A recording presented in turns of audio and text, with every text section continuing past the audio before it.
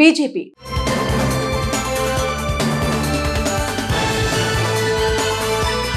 పంచాయతీ ఎన్నికల్లో బీజేపీ కంటే స్వతంత్ర అభ్యర్థులే ముందంజలో ఉన్నారంటే తెలంగాణలో ఆ పార్టీ పరిస్థితి ఏమిటో అర్థం చేసుకోవచ్చు. మొన్నటి సార్వత్రిక ఎన్నికల్లో బీజేపీకి గతంలో కంటే 63 స్థానాలు తగ్గాయి.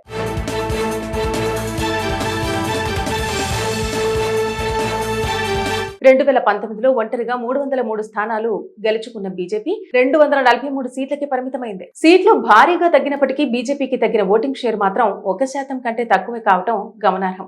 2019లో బీజేపీ 37.3% ఓట్లు సాధించగా సార్వత్రిక ఎన్నికల్లో 36.6%కి తగ్గింది. కేవలం 0.7% ఓట్లు తగ్గడంతో బీజేపీకి 63 సీట్లు తగ్గాయి. ఇక కాంగ్రెస్ పార్టీ 2019లో 19.5% ఓట్లు సాధించింది. ఈసారి 21.2%కి పెరిగాయి. కాంగ్రెస్ పార్టీకి 1.7% పెరగడంతో సీట్లు ఏకంగా 52 నుంచి 99కి పెరిగాయి. తమిళనాడులో బీజేపీకి ఓటింగ్ షేర్ భారీగా పెరిగింది. కానీ ఒక్క సీటు గెలవలేకపోయింది. గత ఎన్నికల్లో 3.2% ఉన్న ఆ పార్టీ ఓట్ బ్యాంక్ ఈసారి 11.2%కి ఎగబాకింది. పంజాబ్ లో దాదాపు రెట్టింపైనట్టు కనిపిస్తోంది. ఇక్కడ 9.6% నుంచి 18.6%కి పెరిగింది. ఇక బీహార్ లో బీజేపీ ఓట్ షేర్ 23.6% నుంచి 20.5%కి తగ్గడంతో ఏకంగా 5 సీట్లు నష్టపోవాల్సి వచ్చింది. పశ్చిమ బెంగాల్లో 1.6% మాత్రమే ఓట్లు తగ్గిన 6 సీట్లు కోల్పోయింది. మహారాష్ట్రలో అయితే కేవలం 1.4 ఓటింగ్ శాతం తగ్గినప్పటికీ బీజేపీకి భారీ నష్టం జరిగింది. ఏకంగా ఆ పార్టీ 23 నుంచి 10 సీట్లకు పడిపోయింది.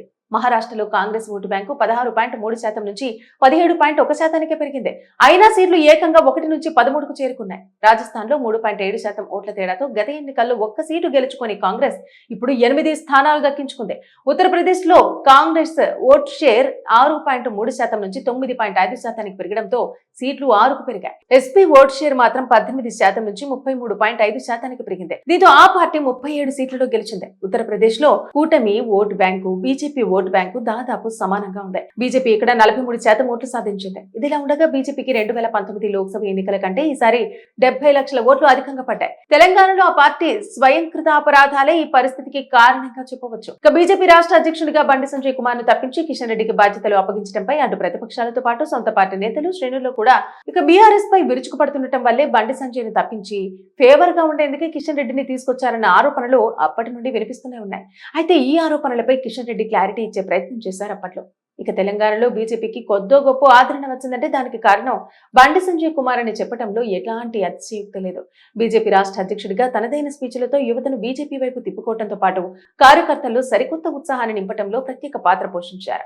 కేవలం కొన్ని స్థానాల్లో మాత్రమే ఆదరణ ఉన్న బీజేపీకి రాష్ట్ర వ్యాప్తంగా ఓ జోష్ తీసుకొచ్చి రాష్ట్రంలో ప్రధాన పార్టీగా ఎదిగేలా చేసిన ఘటన బండి సంజయ్దే అని అందరూ ఒప్పుకునే విషయమే. అయితే పార్టీకి రాష్ట్రంలో ఇంత ఆదరణ తీసుకొచ్చిన బండి సంజయ్ ను కరెక్ట్ గా ఎన్నికల సమయం సమీపిస్తున్నప్పుడే పదవి నుంచి తప్పించి కేంద్ర మంత్రి కిషన్ రెడ్డికి బాధ్యతలు అప్పగించడం ఇప్పటికే చర్చనీయాంశమే. అయితే దీని వెనుక ఏదో గూడుపుటాని ఉందని ప్రత్యర్థులతో పాటు శ్రేణులు కూడా బహిరంగంగానే ఆరోపిస్తూ ఉంటాయి. తెలంగాణలో పార్టీ పరిస్థితిపై ప్రధాని మోదీ ఇటీవల తన అసంతృప్తిని వ్యక్తం చేశారు.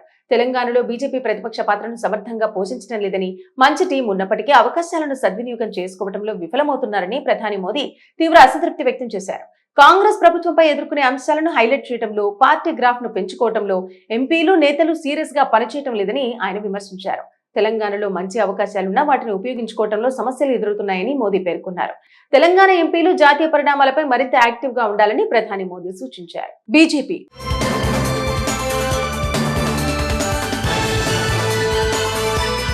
పంచాయతీ ఎన్నికల్లో బీజేపీ కంటే స్వతంత్ర అభ్యర్థులే ముందంజలో ఉన్నారంటే తెలంగాణలో ఆ పార్టీ పరిస్థితి ఏమిటో అర్థం చేసుకోవచ్చు. మొన్నటి సార్వత్రిక ఎన్నికల్లో బీజేపీకి గతంలో కంటే 63 స్థానాలు తగ్గాయి.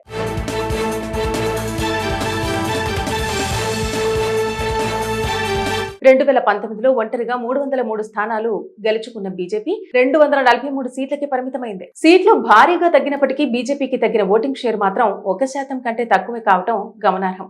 2019లో బీజేపీ 37.3% ఓట్లు సాధించగా సార్వత్రిక ఎన్నికల్లో 36.6%కి తగ్గింది. కేవలం 0.7% ఓట్లు తగ్గడంతో బీజేపీకి 63 సీట్లు తగ్గాయి. ఇక కాంగ్రెస్ పార్టీ 2019లో 19.5% ఓట్లు సాధించింది. ఈసారి 21.2%కి పెరిగాయి. కాంగ్రెస్ పార్టీకి 1.7% పెరగడంతో సీట్లు ఏకంగా 52 నుంచి 99కి పెరిగాయి. తమిళనాడులో బీజేపీకి ఓటింగ్ షేర్ భారీగా పెరిగింది, కానీ ఒక్క సీటు గెలవలేకపోయింది. గత ఎన్నికల్లో 3.2% ఉన్న ఆ పార్టీ ఓట్ బ్యాంక్ ఈసారి 11.2% ఎగబాకింది. పంజాబ్ లో దాదాపు రెట్టింపైనట్టు కనిపిస్తోంది. ఇక్కడ 9.6% నుంచి 18.6% పెరిగింది. ఇక బీహార్ లో బీజేపీ ఓట్ షేర్ 23.6% నుంచి 20.5% తగ్గడంతో ఏకంగా 5 సీట్లు నష్టపోవాల్సి వచ్చింది. పశ్చిమ బెంగాల్లో 1.6% మాత్రమే ఓట్లు తగ్గిన 6 సీట్లు కోల్పోయింది. మహారాష్ట్రలో అయితే కేవలం 1.4 ఓటింగ్ శాతం తగ్గినప్పటికీ బీజేపీకి భారీ నష్టం జరిగింది. ఏకంగా ఆ పార్టీ 23 నుంచి 10 సీట్లకు పడిపోయింది.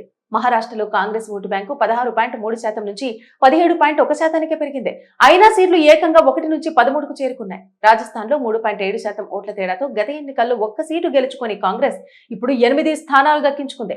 ఉత్తరప్రదేశ్ లో కాంగ్రెస్ ఓట్ షేర్ 6.3% నుంచి 9.5% పెరగడంతో సీట్లు 6కు పెరిగాయి. ఎస్పీ ఓట్ షేర్ మాత్రం 18% నుంచి 33.5% పెరిగింది. దీంతో ఆ పార్టీ 37 సీట్లలో గెలిచింది. ఉత్తరప్రదేశ్ లో కూటమి vote bank, BJP vote bank దాదాపు సమానంగా ఉంది. బీజేపీ ఇక్కడ 43% ఓట్లు సాధించింది. ఇదిలా ఉండగా బీజేపీకి 2019 లోక్సభ ఎన్నికల కంటే ఈసారి 70 లక్షల ఓట్లు అధికంగా పడ్డాయి. తెలంగాణలో ఆ పార్టీ స్వయంకృత అపరాధాలే ఈ పరిస్థితికి కారణంగా చెప్పవచ్చు. ఇక బీజేపీ రాష్ట్ర అధ్యక్షుడిగా బండి సంజయ్ కుమార్ ను తప్పించి కిషన్ రెడ్డికి బాధ్యతలు అప్పగించడంపై అటు ప్రతిపక్షాలతో పాటు సొంత పార్టీ నేతలు శ్రేణుల్లో కూడా ఇక బీఆర్ఎస్ పై విరుచుకుపడుతుండటం వల్లే బండి సంజయ్ ను తప్పించి ఫేవర్ గా ఉండేందుకే కిషన్ రెడ్డిని తీసుకొచ్చారన్న ఆరోపణలు అప్పటి నుండి వినిపిస్తూనే ఉన్నాయి. అయితే ఈ ఆరోపణలపై కిషన్ రెడ్డి క్లారిటీ ఇచ్చే ప్రయత్నం చేశారు అప్పట్లో. ఇక తెలంగాణలో బీజేపీకి కొద్దో గొప్ప ఆదరణ వచ్చిందంటే దానికి కారణం బండి సంజయ్ కుమార్ అని చెప్పడంలో ఎలాంటి అతిశయోక్తి లేదు. బీజేపీ రాష్ట్ర అధ్యక్షుడిగా తనదైన స్పీచ్లతో యువతను బీజేపీ వైపు తిప్పుకోవడంతో పాటు కార్యకర్తల్లో సరికొత్త ఉత్సాహాన్ని నింపడంలో ప్రత్యేక పాత్ర పోషించారు. కేవలం కొన్ని స్థానాల్లో మాత్రమే ఆదరణ ఉన్న బీజేపీకి రాష్ట్ర వ్యాప్తంగా ఓ జోష్ తీసుకొచ్చి రాష్ట్రంలో ప్రధాన పార్టీగా ఎదిగేలా చేసిన ఘటన బండి సంజయ్దే అని అందరూ ఒప్పుకునే విషయమే. అయితే పార్టీకి రాష్ట్రంలో ఇంత ఆదరణ తీసుకొచ్చిన బండి సంజయ్ ను కరెక్ట్ గా ఎన్నికల సమయం సమీపిస్తున్నప్పుడే పదవి నుంచి తప్పించి కేంద్ర మంత్రి కిషన్ రెడ్డికి బాధ్యతలు అప్పగించడం ఇప్పటికే చర్చనీయాంశమే. అయితే దీని వెనుక ఏదో గూడుపుటాని ఉందని ప్రత్యర్థులతో పాటు శ్రేణులు కూడా బహిరంగంగానే ఆరోపిస్తూ ఉంటాయి. తెలంగాణలో పార్టీ పరిస్థితిపై ప్రధాని మోదీ ఇటీవల తన అసంతృప్తిని వ్యక్తం చేశారు. తెలంగాణలో బీజేపీ ప్రతిపక్ష పాత్రను సమర్థంగా పోషించడం లేదని, మంచి టీం ఉన్నప్పటికీ అవకాశాలను సద్వినియోగం చేసుకోవడంలో విఫలమవుతున్నారని ప్రధాని మోదీ తీవ్ర అసంతృప్తి వ్యక్తం చేశారు.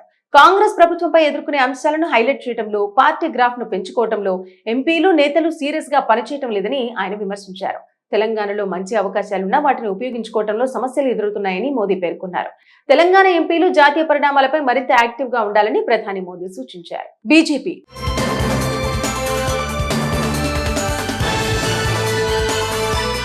పంచాయతీ ఎన్నికల్లో బీజేపీ కంటే స్వతంత్ర అభ్యర్థులే ముందంజలో ఉన్నారంటే తెలంగాణలో ఆ పార్టీ పరిస్థితి ఏమిటో అర్థం చేసుకోవచ్చు. మొన్నటి సార్వత్రిక ఎన్నికల్లో బీజేపీకి గతంలో కంటే 63 స్థానాలు తగ్గాయి.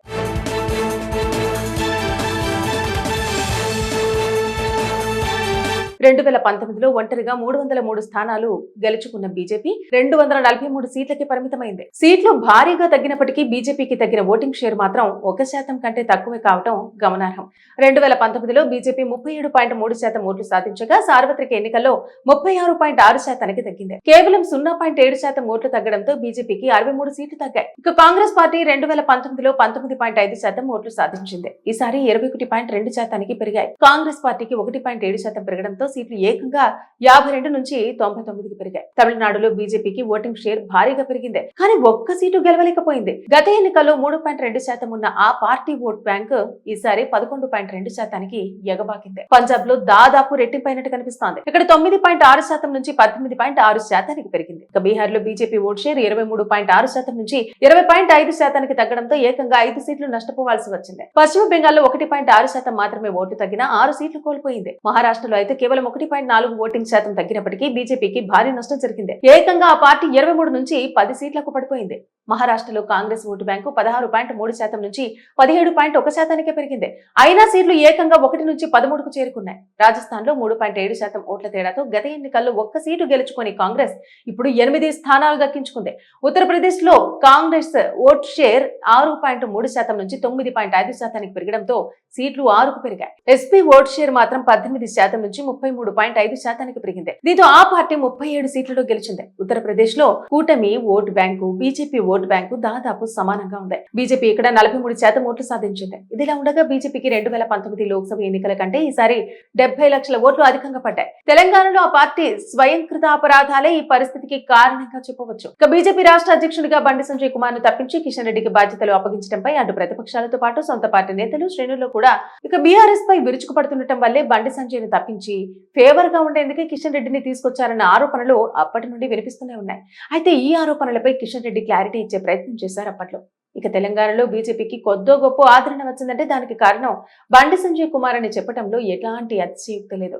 బీజేపీ రాష్ట్ర అధ్యక్షుడిగా తనదైన స్పీచ్లతో యువతను బీజేపీ వైపు తిప్పుకోవడంతో పాటు కార్యకర్తల్లో సరికొత్త ఉత్సాహాన్ని నింపడంలో ప్రత్యేక పాత్ర పోషించారు. కేవలం కొన్ని స్థానాల్లో మాత్రమే ఆదరణ ఉన్న బీజేపీకి రాష్ట్ర వ్యాప్తంగా ఓ జోష్ తీసుకొచ్చి రాష్ట్రంలో ప్రధాన పార్టీగా ఎదిగేలా చేసిన ఘటన బండి సంజయ్దే అని అందరూ ఒప్పుకునే విషయమే. అయితే పార్టీకి రాష్ట్రంలో ఇంత ఆదరణ తీసుకొచ్చిన బండి సంజయ్ ను కరెక్ట్ గా ఎన్నికల సమయం సమీపిస్తున్నప్పుడే పదవి నుంచి తప్పించి కేంద్ర మంత్రి కిషన్ రెడ్డికి బాధ్యతలు అప్పగించడం ఇప్పటికే చర్చనీయాంశమే. అయితే దీని వెనుక ఏదో గూడుపుటాని ఉందని ప్రత్యర్థులతో పాటు శ్రేణులు కూడా బహిరంగంగానే ఆరోపిస్తూ ఉంటాయి. తెలంగాణలో పార్టీ పరిస్థితిపై ప్రధాని మోదీ ఇటీవల తన అసంతృప్తిని వ్యక్తం చేశారు. తెలంగాణలో బీజేపీ ప్రతిపక్ష పాత్రను సమర్థంగా పోషించడం లేదని, మంచి టీం ఉన్నప్పటికీ అవకాశాలను సద్వినియోగం చేసుకోవడంలో విఫలమవుతున్నారని ప్రధాని మోదీ తీవ్ర అసంతృప్తి వ్యక్తం చేశారు. కాంగ్రెస్ ప్రభుత్వంపై ఎదుర్కొనే అంశాలను హైలైట్ చేయడంలో, పార్టీ గ్రాఫ్ ను పెంచుకోవడంలో ఎంపీలు, నేతలు సీరియస్ గా పనిచేయటం లేదని ఆయన విమర్శించారు. తెలంగాణలో మంచి అవకాశాలున్నా వాటిని ఉపయోగించుకోవడంలో సమస్యలు ఎదురవుతున్నాయని మోదీ పేర్కొన్నారు. తెలంగాణ ఎంపీలు జాతీయ పరిణామాలపై మరింత యాక్టివ్ గా ఉండాలని ప్రధాని మోదీ సూచించారు.